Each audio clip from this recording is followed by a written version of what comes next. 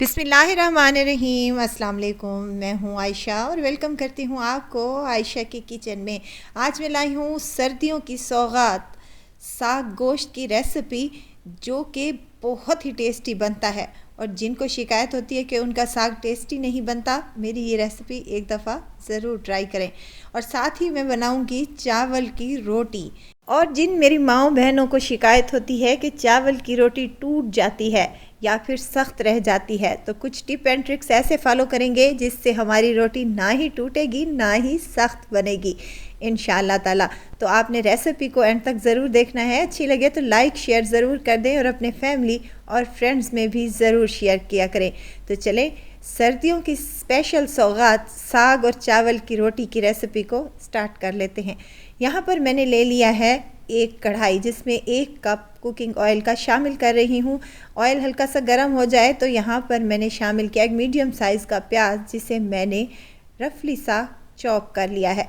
अच्छा, ये मिट्टी की हांडी है तो ज़रा देर से गर्म होती है, इसीलिए इसको हमें 10 से 15 मिनट तो देने लाजमी हैं। अब प्याज का कलर हल्का सा चेंज हो चुका है तो मैं इसमें शामिल करूँगी चिकन है मेरे पास तकरीबन 500 ग्राम के करीब, जिसको मैंने वॉश करने के बाद इसमें शामिल कर दिया है। अब चिकन को उस वक्त तक फ्राई करें जब तक इसका कलर चेंज नहीं हो जाता। साथ के साथ मैं इसमें कुटा हुआ लहसुन और अदरक शामिल कर रही हूँ। आप भी कोशिश करें कि लहसुन अदरक कुटा हुआ फ्रेश ही इस्तेमाल करें, तो साग में बहुत ही टेस्टी बनेगा इंशाअल्लाह ताला। अब साथ के साथ मैं इसमें हाफ़ टेबल स्पून नमक शामिल कर रही हूँ। नमक इस स्टेज पर इसलिए शामिल किया है कि नमक का टेस्ट चिकन में आ जाए और चिकन फीकी ना रहे। तो हमने इसको फ्राई कर लेना है उस वक्त तक जब तक इसका कलर चेंज नहीं हो जाता। तो मैं इसमें टमाटर शामिल कर रही हूँ। 3 छोटे साइज़ के मेरे पास टमाटर थे, जिनको मैंने स्लाइस में कट कर लिया है। मिक्स कर लेंगे और साथ ही इसमें कुछ मिर्च मसाले भी शामिल कर लेंगे। खुश्क धनिया का पाउडर 1 टेबल स्पून, सफ़ेद ज़ीरा पाउडर है 1 टीस्पून के करीब, हाफ़ टी स्पून मैंने हल्दी और 1 टेबल स्पून लाल मिर्च का पाउडर शामिल किया है।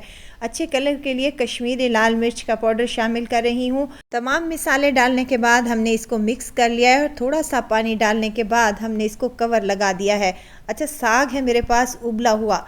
साग को काटना, बनाना और फिर बॉयल करना, उसकी रेसिपी मैं ऑलरेडी अपने चैनल पर दे चुकी हूँ। आज मैं आपसे मज़ेदार सा और टेस्टी सा साग गोश्त की रेसिपी शेयर कर रही हूँ। पानी डालने के बाद इसको कवर लगा देंगे और 5 मिनट के लिए इसको छोड़ देंगे हाई फ्लेम पर। और 5 मिनट के बाद देखें माशाल्लाह से पानी भी अच्छा खासा खुश्क हो चुका है, चिकन भी हमारी गल चुकी है। तो इसको मज़ीद हम 2 से 3 मिनट तक अच्छे से भून लेंगे। टमाटर भी हमारे अच्छे से सॉफ्ट हो चुके हैं और घुल मिल से गए हैं। इसी स्टेज पर मैं लाल गोल मिर्चें शामिल कर रही हूँ 3 से 4, और हरी मिर्चें भी 3 से 4 अदद शामिल कर दें। यहाँ एक और बात भी आपसे क्लियर करती चलूँ कि यहाँ पर मैंने लाल मिर्च का पाउडर कम मिकदार में शामिल किया है, क्योंकि जो साग मेरे पास बॉयल किया हुआ है इसमें हरी मिर्चों का इस्तेमाल किया है। अगर आपके साग में हरी मिर्चों का इस्तेमाल नहीं है तो आप मिर्च मसाले आप अपनी क्वांटिटी के मुताबिक कम या ज़्यादा कर सकते हैं। अब इसमें मैंने साग मिक्स कर दिया है जो कि मेरे पास बॉयल हुआ था। इसको मिक्स कर लेंगे अच्छे तरीके से और इसके पानी को खुश्क करने के लिए हमने 2 चम्मच आटा शामिल किया है। हाँ जी, यही रेगुलर आटा जो हम रोटी चपाती पकाते हैं, बिल्कुल यही। इससे क्या होगा, इससे ये होगा कि हमारा साग का पानी अच्छे से खुश्क हो जाएगा, बहुत जल्दी खुश्क हो जाएगा और हमारा साग जुड़ा जुड़ा सा बनेगा। यूँ नहीं कि साग को रखने के बाद साग पानी छोड़ देगा, ऐसा बिल्कुल भी नहीं होगा। अगर आप ये ट्रिक अपनाते हैं तो आपका साग भी बहुत ही टेस्टी, बहुत ही मज़ेदार बनेगा और आपको खाकर स्वाद आ जाएगा इंशाअल्लाह ताला। अब इसको अच्छे से भून लेना है, तकरीबन 10 से 15 मिनट तक इसको अच्छे से भून लें, यहाँ तक कि ऑयल अलहदा से हो जाए और हमारा साग बेहतरीन सा भून जाए।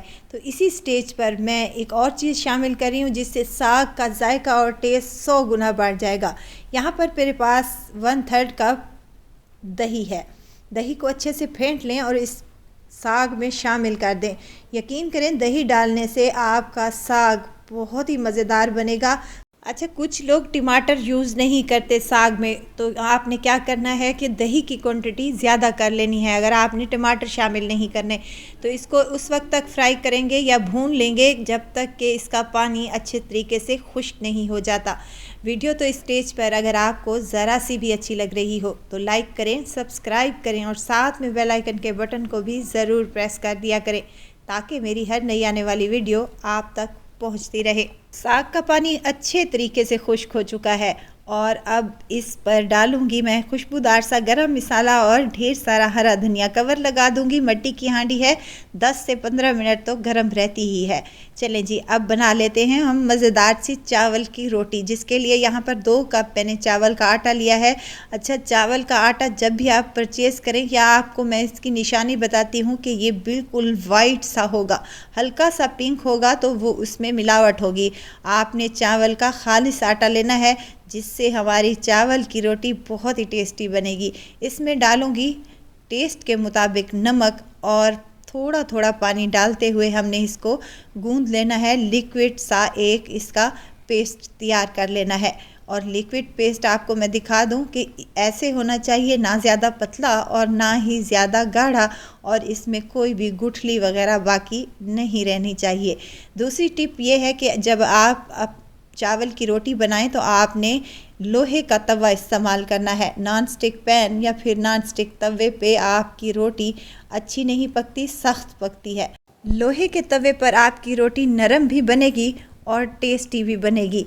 अब इस पर डालूंगी मैं हस्बे ज़रूरत, जितनी आप रोटी बनाना चाहते हैं उस हिसाब से आपने लिक्विड डाल लेना है। और लिक्विड डालने के बाद इसको अच्छे से प्रेस कर लेना है। हल्का सा डालूंगी हरा धनिया, और देखें यहाँ पर हल्का सा इस पर जब कलर आना स्टार्ट हो जाए तो इसकी साइड को हम चेंज करेंगे, दूसरी साइड भी हल्की सी कच्ची पक्की कर लेंगे और इसके बाद लगाएंगे घी, मक्खन या फिर कुकिंग ऑयल, जो भी आपके पास अवेलेबल हो आप इसके ऊपर लगा सकते हैं। और इसको अच्छे से प्रेस करते हुए हमने सेक लेना है अच्छे तरीके से, कलर आ जाए। मज़ेदार सा और टेस्टी सा हमारा चावल की रोटी बनकर तैयार हो चुकी है ना, आसान और मज़ेदार सी। अगर आपने ये ट्रिप फॉलो कर ली तो आपकी चावल की रोटी कभी भी नहीं टूटेगी इंशाअल्लाह ताला। तो यहाँ चावल की रोटी भी तैयार है और साग तो हमने पहले ही बना कर रखा था, तो सर्व कर लेते हैं गर्मा गर्म साग और साथ में चावल की मज़ेदार सी रोटी, और उसके ऊपर रखेंगे मक्खन। बेहद टेस्टी और मज़ेदार सा ये लंच बिल्कुल तैयार है। तो देर किस बात की, जाइए और आप भी अपने घरों पर ये मज़ेदार सी और टेस्टी सी रेसिपी बनाइए और इन्जॉय करें अपनी सर्दियों को।